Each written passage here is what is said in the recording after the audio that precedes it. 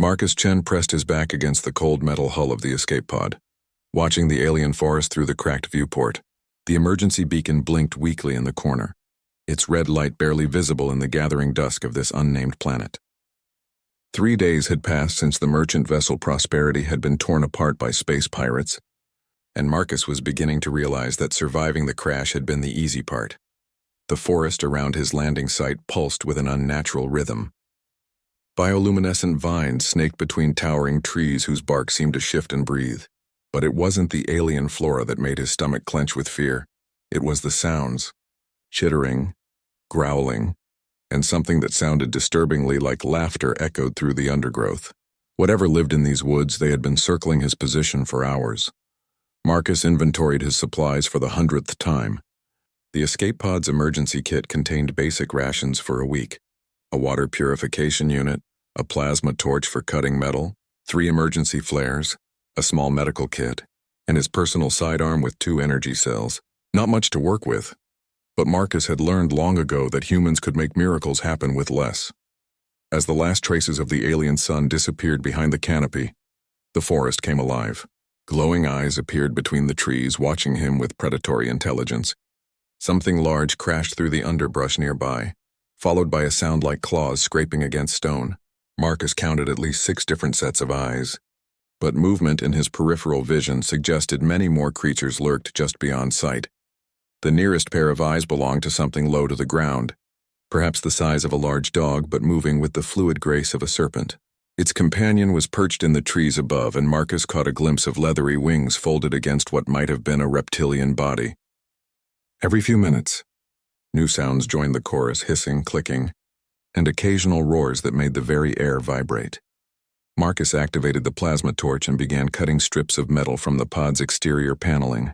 The bright blue flame cast dancing shadows across the clearing, and he noticed how the watching eyes retreated slightly from the light.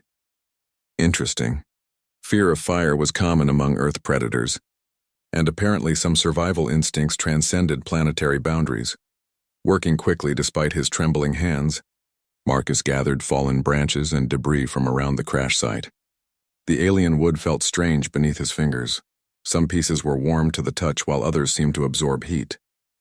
He arranged the materials in a rough circle around the pod, creating the foundation for what he hoped would be a barrier between himself and the hungry creatures watching his every move. The plasma torch's battery indicator showed 70% remaining.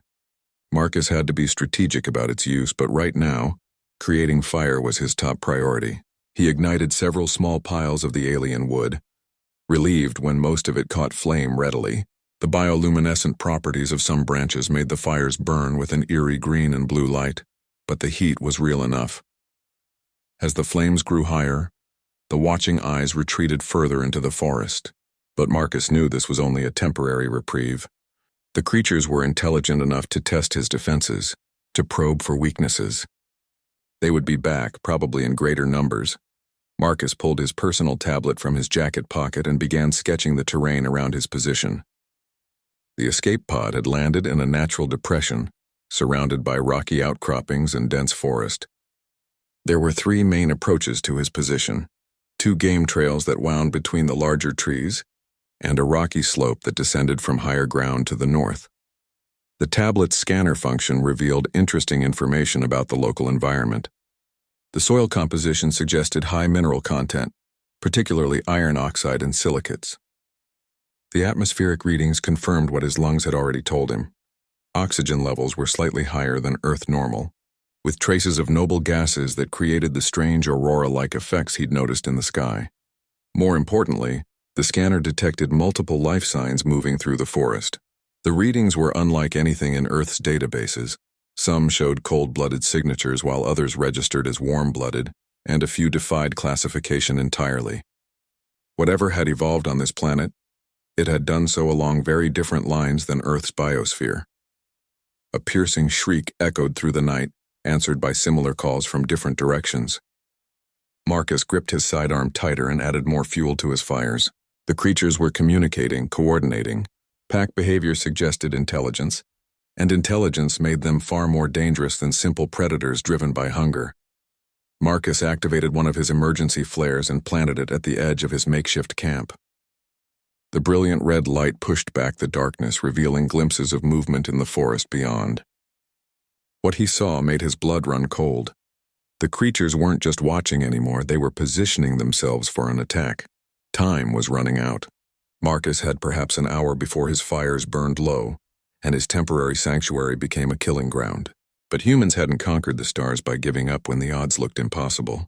They had done it by being clever, by adapting, and by turning every disadvantage into a weapon. Marcus smiled grimly as he began cutting more metal strips from the pod.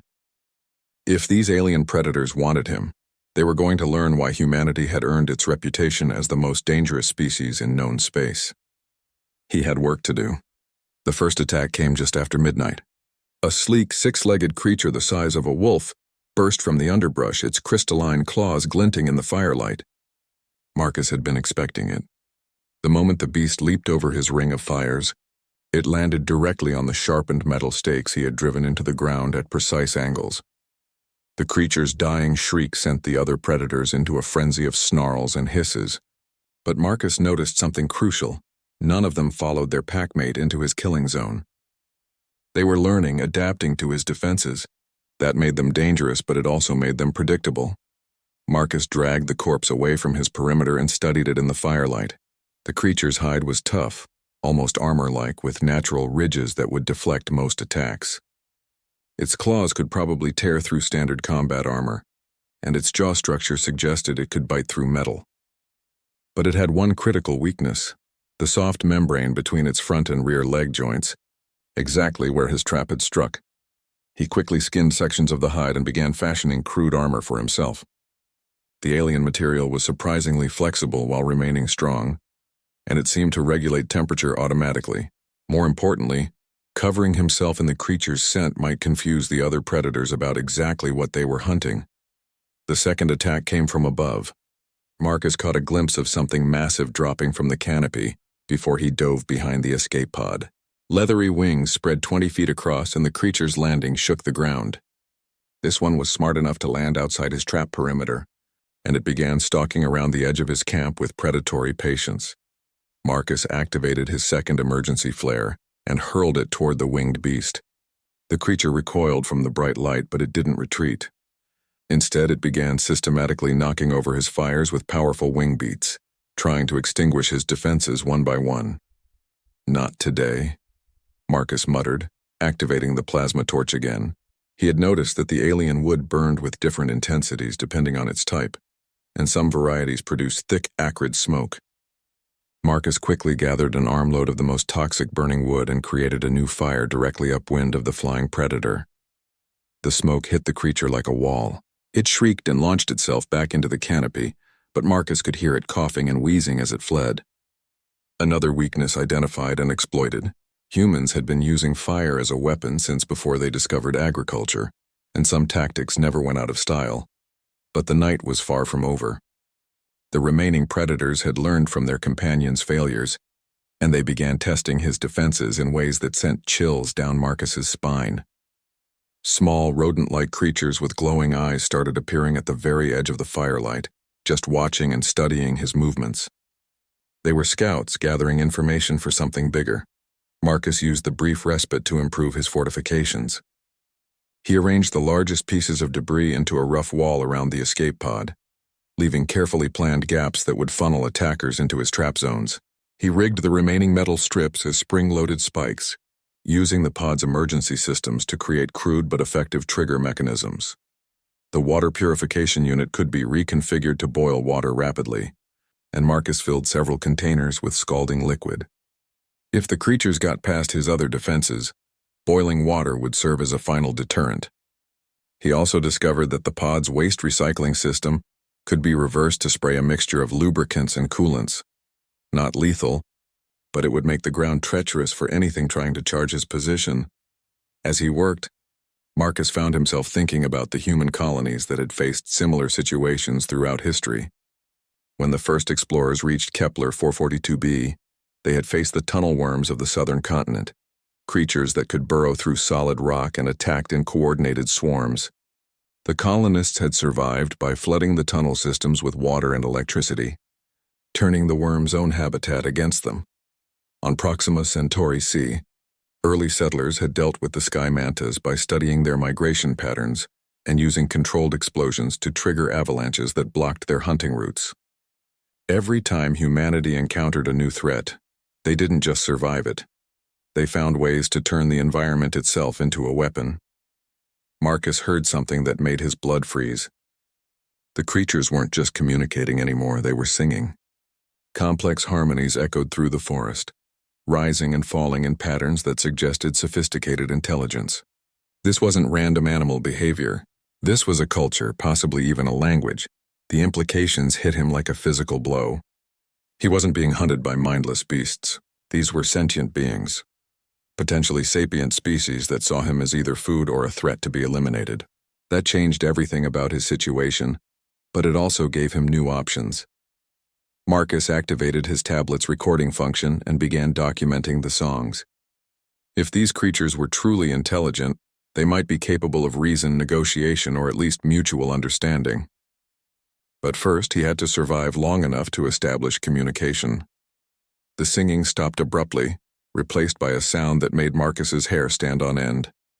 Something massive was moving through the forest, breaking branches and crushing undergrowth beneath enormous weight. The smaller predator's eyes disappeared as they fled from whatever was approaching his camp. Marcus checked his plasma torch's battery, 42% remaining. His sidearm showed full charge on both energy cells. The fires were burning steadily, and his traps were armed and ready. Whatever was coming for him, it would find that humans weren't easy prey. The footsteps grew closer, each one shaking the ground like distant thunder. Marcus caught glimpses of movement between the trees, something tall enough that its head disappeared into the canopy, moving with surprising grace for its size. When it finally emerged into the firelight, Marcus forgot to breathe. The creature stood 12 feet tall on powerful hind legs, with 4 arms that ended in hands almost human-like in their dexterity. Its hide was covered in natural armor plates and its head bore a crown of bony spikes. But what froze Marcus in place were its eyes, ancient, intelligent, and filled with what could only be described as curiosity. The giant creature stopped at the edge of Marcus's firelight and began to speak. The sounds weren't random growls or roars. They were clearly structured communication with tonal variations that suggested complex meaning. Marcus activated his tablet's translation program, hoping the universal linguistic algorithms might find patterns in the alien speech. Kethmar Thul Vesen Karain, the creature said, its voice deep enough to vibrate through Marcus's chest. One of its 4 hands gestured toward the dead beast still lying near the trap perimeter. Vesen Thul Karain Neth. The tablet's screen flickered with preliminary analysis. The program was detecting repeated syllable structures and emotional undertones, but it would need more data to attempt actual translation. Marcus made a decision that went against every survival instinct screaming in his head. He stepped into the open where the creature could see him clearly. "I don't understand your words," Marcus said slowly, pointing to himself and then to the creature. "But I can learn. My name is Marcus." He repeated the gesture several times, hoping the universal nature of pointing would transcend species barriers. The creature tilted its massive head, studying Marcus with those unnervingly intelligent eyes. Then it pointed one of its hands at its own chest and spoke a single word. Gorvak. Progress. Marcus repeated the name, and the creature's eyes seemed to brighten with what might have been approval, but the moment of peaceful contact was shattered when something howled in the distance. A sound filled with rage and pain that made both Marcus and Gorvak turn toward the forest. Kethmar Vral. Vral Thesen Karain. Gorvak's tone had changed, becoming urgent and warning. The creature pointed toward the deeper forest, then back at Marcus, and made a slashing gesture across its throat. Whatever was coming, it was apparently bad news for both of them. Marcus's tablet chimed softly. The translation program had identified several key terms based on context and repetition. Karain seemed to mean something like dead or killed. Vesen might be related to little or young, and Viral carried connotations of danger, anger, or revenge. The pieces formed a chilling picture. Marcus had killed Gorvak's young, and now something much worse was coming for payback. But Gorvak wasn't attacking him. Instead, the creature was looking back and forth between Marcus and the approaching threat, as if calculating odds or making a difficult decision. Marcus realized with startling clarity that he and this alien might have a common enemy. Enemy? Marcus pointed toward the sound, then made a cutting motion across his throat. Vril, Keth Vessen Markorain, Thol Vral Neth. Gorvak's response was accompanied by gestures that clearly indicated something large, angry, and heading their way. The creature then did something that surprised Marcus completely. It picked up one of the burning branches from his fire and began examining his defensive arrangements. The approaching howls were getting closer, and Marcus could hear trees being torn apart in their wake. Whatever was coming wasn't bothering with stealth anymore. He made another desperate gamble and gestured for Gorvak to join him behind the defensive perimeter. "Help me," Marcus said, pointing to his traps and then to the creature. "Together. Fight for all together." Gorvak stared at him for a long moment, then nodded, a gesture that was apparently universal. The alien began moving with surprising speed, using its forearms to lift and position debris according to Marcus's pointing directions. Working together, they reinforced the barricades and created additional trap zones in less than 10 minutes. The sound of splintering wood grew closer, and Marcus caught glimpses of massive shapes moving between the trees. But now he wasn't alone. Gorvak had armed himself with a fallen branch as thick as Marcus's torso, and the alien's natural armor would protect it from attacks that would kill a human instantly. Marcus activated his plasma torch and began heating several metal strips until they glowed red-hot. Gorvak watched the process with fascination, then began gathering similar pieces and holding them near the flames. The creature was learning, adapting to human technology with frightening speed. "Thul Korain Vral," Gorvak rumbled, pointing the glowing metal toward the forest. The tone suggested grim satisfaction. Apparently, the alien was looking forward to this fight. The first monster burst from the tree line like a living nightmare. It stood 16 feet tall on legs like tree trunks with a head full of teeth and claws that could tear through stone. Its hide was scarred and pitted, marked with old wounds that spoke of a lifetime of violence. This was the apex predator of this world, and it was absolutely furious. Two more creatures followed the first, smaller but no less deadly, with whip-like tails and natural camouflage that made them blend with the shadows. Marcus realized he was looking at a family group, possibly the parents and sibling of the beast he had killed earlier. "Vral Thesson, Kethmar Vessenthal," Gorvak said quietly. The alien's tone carried what might have been regret or sadness. Marcus understood. These creatures weren't evil, just grieving parents seeking justice for their dead child. But understanding didn't change the immediate reality. The giant predators were moving to surround Marcus's position, and their eyes held nothing but murder. Communication was no longer an option. This was going to be a fight to the death. Marcus threw his third and final emergency flare directly at the largest creature's feet. The brilliant light exploded across the clearing, temporarily blinding all three monsters and giving him the opening he needed. "Now!" he shouted, charging forward with his plasma torch while Gorvak moved to flank the confused beasts. The human strategy was simple but effective. Use mobility and intelligence to compensate for superior size and strength. Marcus rolled under the massive creature's swinging claws and raked the plasma torch across its leg joints, targeting the same weak spots he had identified on the smaller beast. The smell of burning flesh filled the air as the monster roared in pain and fury. Gorvak wielded the glowing metal strips like spears, driving them into the softer tissue around the creature's necks and shoulders. The alien's forearms allowed it to maintain multiple attacks simultaneously, while using its natural armor to absorb retaliating strikes. But the monsters were learning too. The smaller creatures began coordinating their attacks, using their whip tails to drive Marcus and Gorvak apart, while the massive parents circled for a killing blow.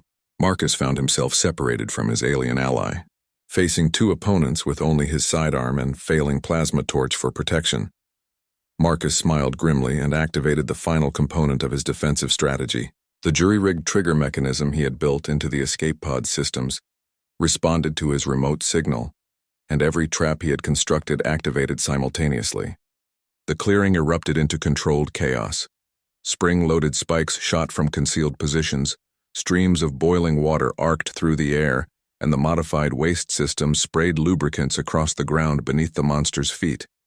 The Smallest predator took a metal spike through its shoulder and crashed into one of Marcus's fire pits, its camouflaged hide igniting like dry kindling. But the largest creature seemed to anticipate the traps. It leaped over the spray zones and landed heavily behind Marcus, cutting off his escape route to the pod.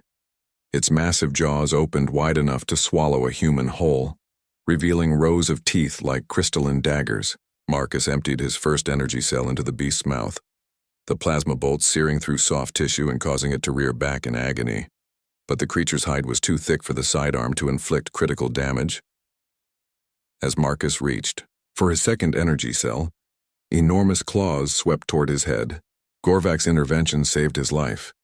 The alien warrior slammed into the giant predator from the side, all forearms wrapped around its neck in a stranglehold that would have crushed a human skeleton. The two titans crashed to the ground in a tangle of limbs and fury, rolling dangerously close to the fires. The second predator had recovered from its encounter with the traps and was stalking Marcus with murder in its glowing eyes. This one had learned caution from its family's pain. It approached slowly, testing each step for hidden dangers while keeping its whiptail coiled for a lightning-fast strike. Marcus backed toward the escape pod, his mind racing through options. The plasma torch was nearly drained, his first energy cell was empty, and Gorvak was locked in mortal combat with the alpha predator. He needed a force multiplier, something that would turn his remaining resources into devastating weapons. The answer came from an unexpected source. As Marcus retreated, his foot struck the dead creature he had killed with his first trap. The corpse's crystalline claws were still intact, each one sharp enough to cut through the pod's hull plating. Marcus grabbed the largest claw and examined it quickly.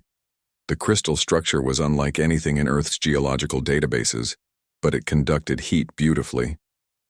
Marcus jammed the claw into the plasma torch's emission nozzle and activated the device. The crystal began to glow with stored thermal energy, becoming a makeshift blade hot enough to cut through steel. When the stalking predator finally lunged, Marcus was ready. The creature's whiptail struck first, wrapping around Marcus's wrist with crushing force. But instead of trying to break free, Marcus used the connection to pull himself closer to his attacker. The superheated crystal claw sliced through the predator's natural armor like butter, opening a wound that sent ichor streaming across the forest floor. The beast's death scream echoed through the night, a sound of such anguish that it momentarily distracted even the titan locked in combat with Gorvak. That distraction cost the alpha predator dearly. Gorvak's forearms shifted position, and there was a sickening crack of breaking bone. But the fight wasn't over. The massive creature might have a broken neck, but it was still breathing and still fighting. Its claws raked across Gorvak's natural armor, drawing glowing blood that steamed in the cool night air. The alien warrior was tiring, and Marcus could see that even Gorvak's incredible strength was no match for the apex predator's desperate fury. Marcus made a decision that would have seemed insane hours earlier. He activated his sidearm's overload function, turning the weapon into an improvised explosive. The energy cell would detonate with enough force to shatter stone, but only if someone could get it close enough to the target. "Gorvak!" Marcus shouted, holding up the overloading weapon and pointing at the struggling monsters. The alien's ancient eyes met his, and understanding passed between them instantly. Gorvak nodded and began shifting position, using all four arms to pin the predator's head in place. Marcus sprinted toward the wrestling titans, leaping over debris and dodging thrashing limbs. At the last second, he dove forward and shoved the overloading sidearm directly into the predator's open mouth before rolling away as fast as his legs could carry him. The explosion lit up the entire forest. When the smoke cleared, the alpha predator was finally still, and Gorvak was pulling himself upright with obvious pain. The alien's natural armor had protected it from the worst of the blast, but several of its bone spikes were cracked, and it moved with the careful precision of someone nursing serious injuries. Marcus approached cautiously, his hands raised to show he carried no weapons. "Korain Vral," he said, pointing at the dead monsters. "Korain Thol Vral." Gorvak studied him for a long moment, then made a sound that might have been alien laughter. "Kethmar Korain Vral. Thul Vesenmar Strong." The creature pointed at Marcus with what seemed like approval, then gestured toward its own wounds. The medical kit from the escape pod contained basic wound sealers and antibiotics, but Marcus had No idea if human medicine would help in alien physiology. Still, Gorvac had saved his life and he had to try. The alien stood perfectly still while Marcus cleaned and sealed the worst of its cuts, occasionally making soft sounds that suggested either pain or gratitude.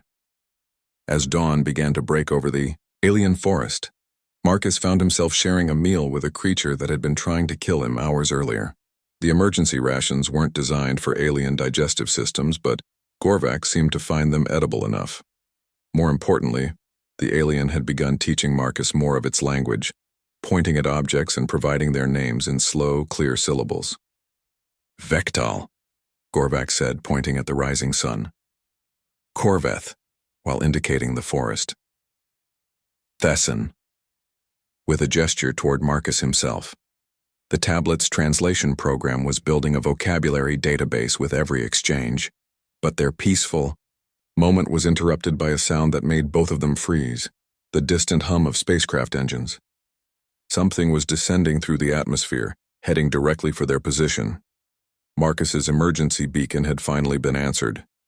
The question was whether rescue had arrived, or if the space pirates who had destroyed his ship had come to finish the job. Marcus checked his remaining equipment and weapons, then looked at Gorvac. The alien warrior was watching the sky with obvious concern, apparently familiar with the sounds of technology. Ship, Marcus said, pointing upward and then spreading his hands to indicate uncertainty. Friend. Viral.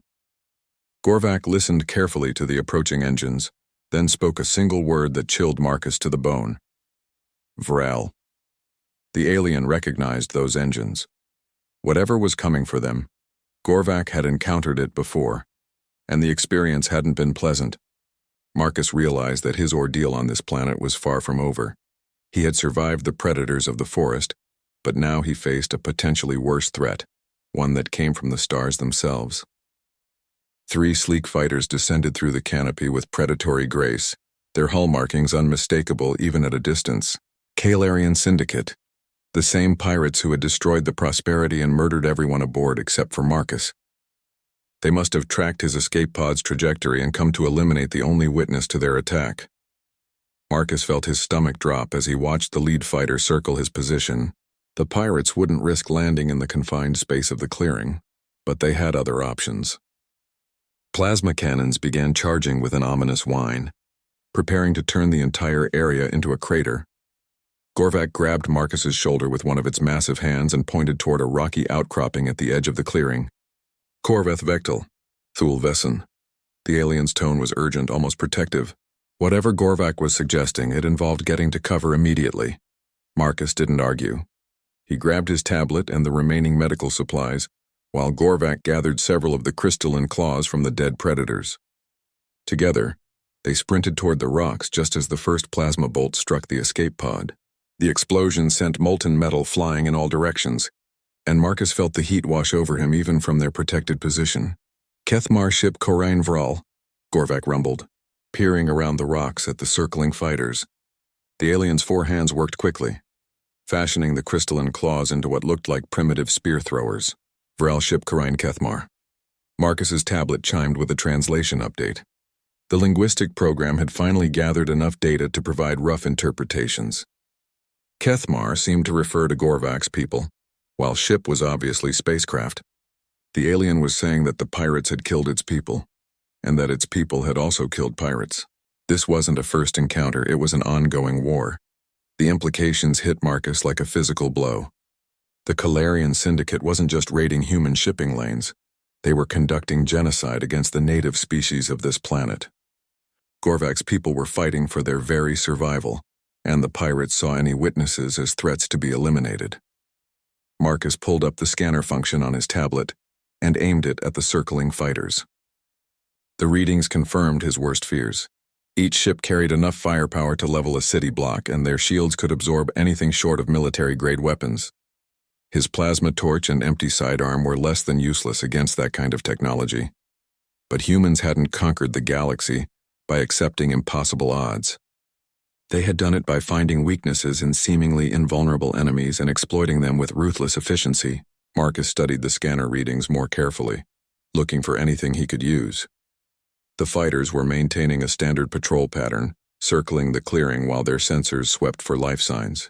Their altitude was too high for ground-based attacks, but it was also limiting their target resolution. The dense canopy and mineral-rich soil were creating interference that forced them to rely on thermal signatures and movement detection.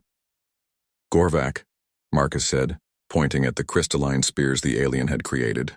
"These crystals, do they conduct electricity?" The alien tilted its massive head, clearly not understanding the question. Marcus tried a different approach, using his tablet to generate a small electrical charge and touching it to one of the crystal claws. The entire crystal lit up like a conductor, glowing with stored electrical energy. Gorvak's eyes widened with what could only be described as revelation. "Vektalkarain, Tulvesen Vektalkarain ship." The alien began gesturing excitedly, pointing from the crystals to the lightning-scarred trees around the clearing. Marcus followed Gorvak's gaze and felt his heart race with sudden hope. The alien forest was filled with natural electrical activity. The strange aurora effects in the atmosphere, the bioluminescent plants, even the way some of the trees seemed to channel energy through their bark. This entire planet was essentially a massive electrical generator. Working together, Marcus and Gorvak began gathering the largest crystal fragments they could find. The alien's superior strength allowed it to break off pieces that would have been impossible for Marcus to handle alone. Meanwhile, Marcus used his tablet to calculate the electrical potential of their impromptu weapons. The plan that formed in his mind was desperate, dangerous, and probably suicidal. But it was also the kind of audacious strategy that had allowed humanity to defeat enemies with superior technology throughout history. When faced with overwhelming force, humans didn't retreat. They found ways to turn the enemy's advantages against them. Marcus activated his tablet's communication array and began broadcasting on the frequency the pirates had used to coordinate their attack on the Prosperity. "Kalarian vessels, this is Marcus Chen, sole survivor of merchant vessel Prosperity. I know you can hear me and I know why you're here." The response came immediately, transmitted from the lead fighter. "Chen, you will surrender immediately or be destroyed. You have witnessed restricted syndicate operations." "Restricted operations?" Marcus laughed bitterly into the communicator. "You mean genocide?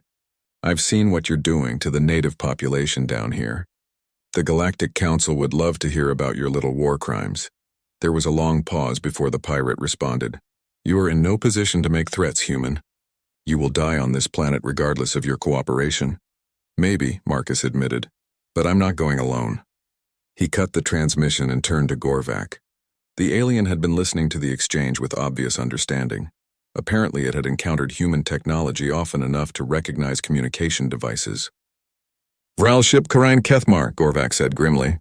"Thulvesen Karain ship Vral." Marcus nodded. "Together. We kill the ship Viral together." The lead fighter had broken from its patrol pattern and was descending toward their position, obviously intending to finish them with precision fire, but its lower altitude brought it within range of Marcus's desperate plan. He and Gorvak positioned themselves on opposite sides of the rocky outcropping, each armed with crystal spears connected to the tablet's electrical systems. As the fighter swooped overhead, both Marcus and Gorvak hurled their improvised weapons directly at the ship's hull. The crystals struck the fighter's shields and began conducting massive electrical charges, drawn from the planet's natural electrical field. The shields flared and overloaded, leaving the ship temporarily vulnerable. Marcus didn't waste the opportunity. He activated the plasma torch one final time and aimed it at the largest cluster of crystal fragments still embedded in the ship's hull. The superheated beam struck the conducting crystals and turned them into a miniature lightning rod, channeling the planet's electrical fury directly into the fighter's systems. The pirate ship's engines exploded in a shower of sparks and debris. Without power, it crashed into the forest canopy and disappeared in a ball of flame. But the remaining two fighters were already adjusting their tactics, climbing to higher altitude where crystal spears couldn't reach them. Gorvak placed one of its massive hands on Marcus's shoulder and spoke in a tone of deep respect. "Kethmar Vesenthul Karain ship, Vesenthul Strong Karain Vral." Marcus smiled grimly. They had killed one ship, but two more remained, and those pilots would be much more careful now. The real battle was just beginning and Marcus was running out of tricks. But he still had one advantage the pirates couldn't account for: the determination of a species that refused to accept defeat. The remaining pirate fighters had learned from their companions' destruction. They climbed to maximum safe altitude and began systematic bombardment of the forest, turning ancient trees into blazing torches with methodical precision. They couldn't pinpoint Marcus and Gorvak's exact location, but they intended to destroy everything that could provide cover. Marcus watched the devastation from their rocky shelter and felt rage building in his chest. These weren't soldiers fighting for a cause. They were murderers destroying an ecosystem to eliminate witnesses. Every burning tree represented decades or centuries of growth, and the pirates were incinerating it all without a second thought. Gorvak seemed to share his anger. The alien's 4 hands clenched into fists, and it spoke in a tone filled with grief and fury. Korveth Korain, Vektal Korain, Kethmar Korveth Korain Thulvral ship. The translation was clear enough. The pirates were destroying Gorvak's home, its world, its people's sacred places. Marcus activated his tablet's long-range scanner and aimed it at the circling fighters. The ships were maintaining perfect formation, but they were also following predictable patrol routes. More importantly, their constant firing was generating massive heat signatures that were interfering with their own sensor arrays. "Gorvak," Marcus said urgently, pointing at the scanner readings. "The ships make heat. Too much heat. They can't see us clearly."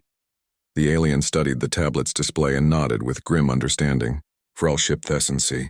Kerthmar Thessency Vrel ship." But Gorvak was also pointing at something else. Movement in the forest beyond the burning zone.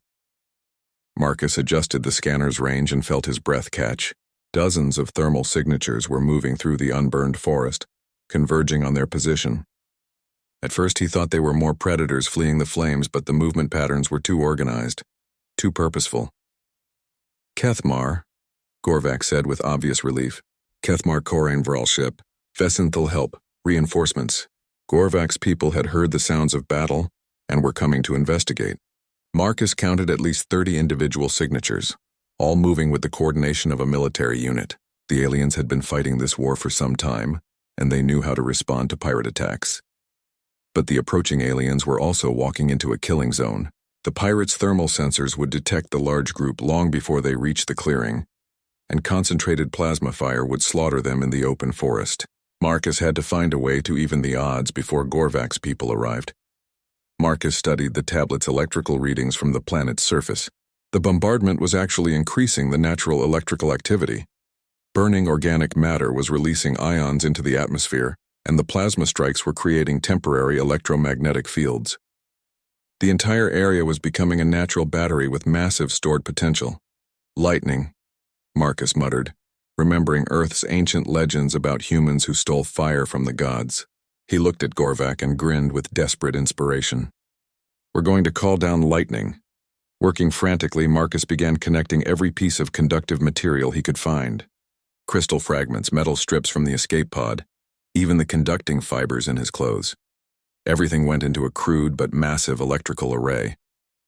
Gorvak understood immediately and began using its superior strength to position the largest crystal formations according to Marcus's directions. The key was creating a resonance pattern that would attract the planet's natural electrical discharge. Marcus programmed his tablet to emit specific electromagnetic frequencies, turning it into a beacon for the building electrical storm. When lightning struck, the entire array would channel that energy upward, directly into the path of any aircraft flying overhead. The first of Gorvak's people emerged from the forest, just as Marcus finished his preparations. They looked like smaller versions of Gorvak, with the same bone armor and four-armed physiology, but carrying weapons that were clearly designed for warfare. Crystal-tipped spears, electromagnetic projectors, and what appeared to be organic grenades that pulsed with bioluminescent energy. The pirates detected the new arrivals immediately. Both fighters broke from their patrol pattern and dove toward the forest, plasma cannons charging for a devastating strafing run. Marcus could see the lead pilot's face through the cockpit canopy. Cold professional, utterly indifferent to the lives he was about to extinguish.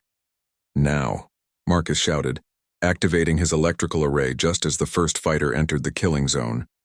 The planet's response was immediate and overwhelming. Lightning erupted from the ground in a pillar of pure electrical fury, catching the lead fighter squarely in its energy stream. The ship's shields overloaded instantly, and secondary explosions ripped through its hull as stored ammunition detonated. The pilot didn't even have time to scream before his craft disintegrated in the artificial lightning storm. But the second pilot was already taking evasive action, climbing rapidly while firing blind into the smoke and electrical discharge. One of his plasma bolts struck dangerously close to Marcus's position, showering them with molten rock and reminding him that one fighter could still kill everyone in the clearing. Gorvak's reinforcements weren't waiting for orders. The alien warriors spread out through the forest with practiced efficiency, setting up what Marcus recognized as an anti-aircraft formation. Their weapons might be primitive compared to space-age technology, but they were clearly designed by a people who had learned to fight enemies from the sky. The remaining pilot was good. Marcus had to give him credit for that. The fighter weaved through the forest canopy at impossible speeds, using the trees as cover while seeking clear shots at the clustered aliens below. But the pilot had made one critical error. He was thinking like someone fighting primitive savages instead of an intelligent species with thousands of years of warfare experience. Gorvak's people weren't trying to shoot down the fighter. They were hurting it, using coordinated electromagnetic bursts to drive the ship toward a specific section of the forest. Marcus watched in fascination as the aliens executed a strategy that would have impressed human military commanders. The pilot realized the trap too late. As he flew over what appeared to be a clear section of forest, massive trees suddenly bent inward from both sides, their flexible trunks acting like enormous springs. The fighter's wings clipped the moving obstacles and sent the ship into an uncontrolled spin. Marcus's electrical array was still active, still drawing power from the planet's electrical field. As the crippled fighter tumbled through the space directly above their position, Marcus triggered the system one final time. The resulting lightning strike wasn't as powerful as the first, but it didn't need to be. The damaged ship's compromised shields offered no protection at all. The explosion lit up the entire forest. When the smoke cleared, debris from both pirate fighters was scattered across several acres of burned woodland. Marcus slumped against the rocks, suddenly aware of how exhausted he was. His hands were shaking from adrenaline and electrical feedback, and his ears were ringing from the repeated explosions. Gorvak approached slowly, accompanied by several of its people.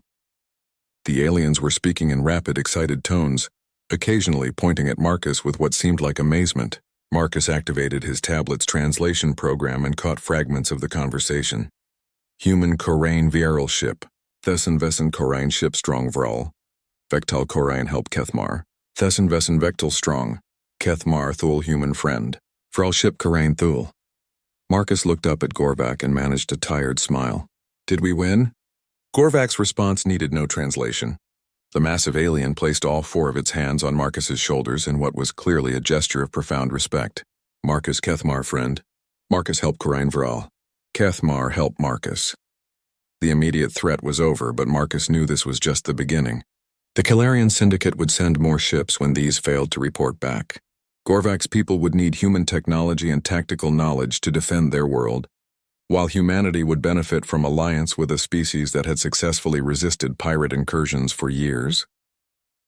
As Marcus looked around at the alien warriors who had fought beside him, he realized that he had witnessed something remarkable. Two completely different species faced with a common enemy had found ways to combine their strengths and overcome impossible odds. It was, he reflected, exactly the kind of story that made humanity proud to be part of the galactic community.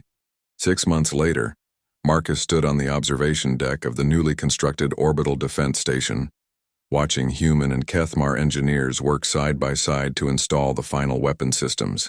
The station was a marvel of cooperative engineering, human technology providing the power cores and targeting computers, while Kethmar crystal formations channeled and amplified the energy beyond anything either species could achieve alone. The planet below looked different now. Where once there had been only pristine wilderness, cities of living crystal and metal rose from the forest floor. The Kethmar had always been builders, but human construction techniques had allowed them to create structures that reached toward the stars while remaining in harmony with their world's natural electrical systems. Marcus, came a familiar deep voice behind him. Gorvak approached with the careful grace that Marcus had learned to associate with his friend's formal moods. The massive alien wore new armor now, a hybrid design that combined traditional Kethmar bone plates with human energy shielding technology. The Council of Voices has reached their decision, Gorvak continued, using the improved translation device they had developed together. You will be granted full citizenship in the Kethmar Commonwealth, with all the rights and responsibilities that entails. Marcus turned from the viewport and clasped his friend's lower arms in the gesture of respect he had learned during his months among the Kethmar people. I'm honored, Gorvak, though I hope you understand that my first loyalty will always be to humanity. Gorvak's expression, as much as Marcus could read alien facial expressions, seemed amused. As mine is to the Kethmar, but loyalty to one's own people need not mean hostility to others. This is perhaps the greatest lesson our peoples have learned together. Below them, a Kethmar transport ship docked with the station, its hull gleaming with the bioluminescent patterns that served as both identification and artistic expression. The cargo bay doors opened to reveal crystalline matrices that would be integrated into human starship hulls, providing electromagnetic shielding that was both more efficient and more elegant than anything human technology could produce alone. At the same time, a human medical frigate was departing for the outer colonies, its cargo holds filled with Kethmar healing crystals and the alien medical knowledge that had already revolutionized treatment of plasma burns and radiation sickness.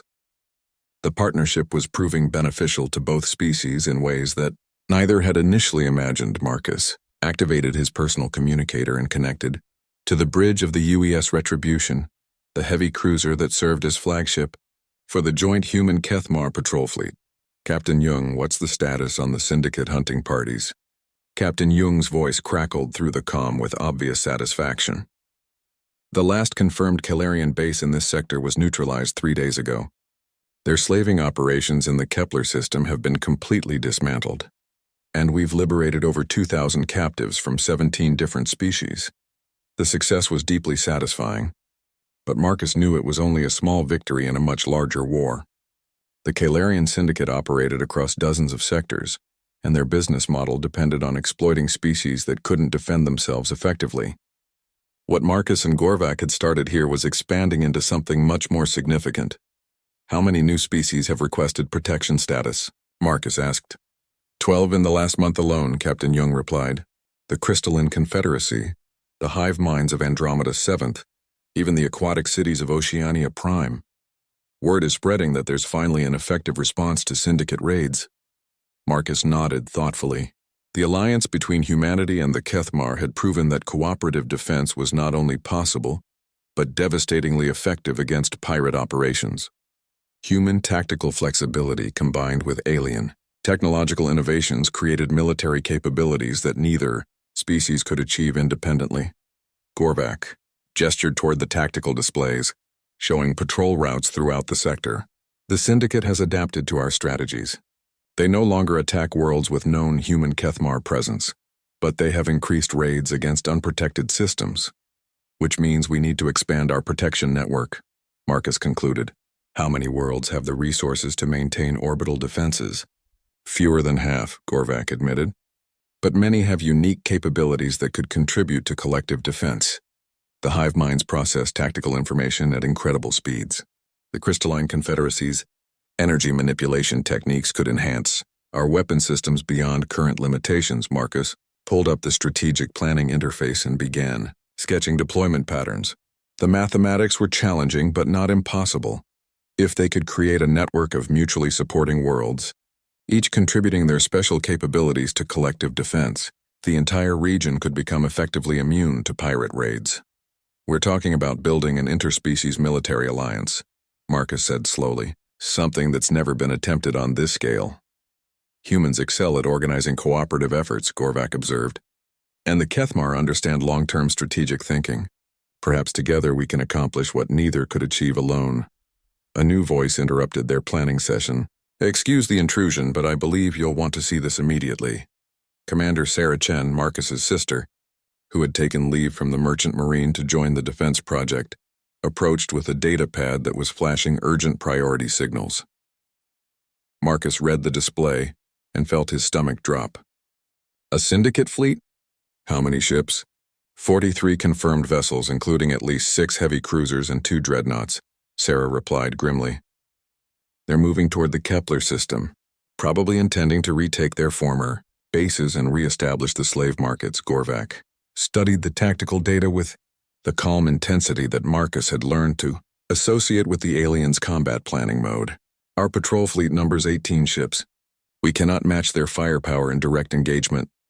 Then we don't engage them directly, Marcus said, his mind already racing through possibilities. We use the same strategy that worked in the forest, turn their advantages against them. Marcus activated the communication array and opened channels to every allied world in the sector.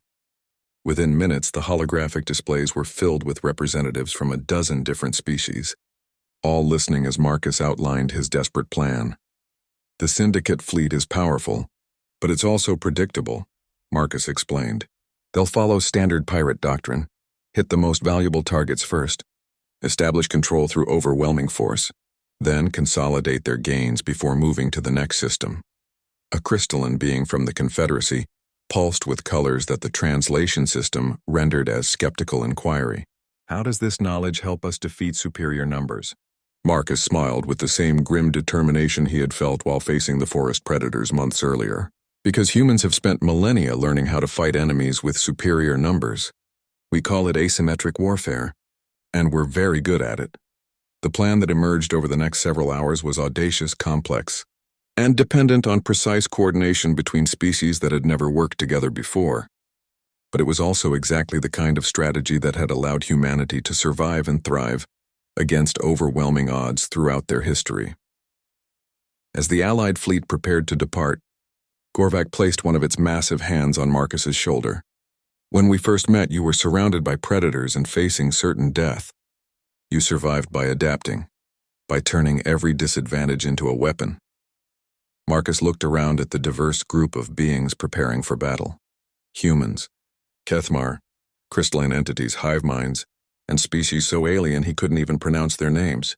Maybe the real lesson isn't about individual survival. Maybe it's about recognizing when former enemies can become allies, and when diversity becomes strength. The Syndicate sees the galaxy as hunting grounds filled with prey species, Gorvac observed. Perhaps it is time to teach them that some prey can bite back. Marcus activated the fleet-wide communication system and addressed the assembled forces. All ships, this is Marcus Chen. In a few hours, we're going to face an enemy that believes might makes right, that superior numbers guarantee victory. They're about to learn that they're wrong. The response came from dozens of worlds and species, but the message was universal, a determination to stand together against those who would prey on the weak. As the fleet jumped to hyperspace, Marcus reflected that he had somehow become part of something much larger than his own survival. Humanity had taught the galaxy about cooperative defense and asymmetric warfare. In return, dozens of alien species had shown humans new ways of thinking, building, and fighting. Together, they were creating something unprecedented in galactic history. A true alliance of equals, united not by conquest or domination, but by the shared determination to protect each other from predators. The Kaelarian Syndicate was about to learn what happened when the hunted decided to become hunters.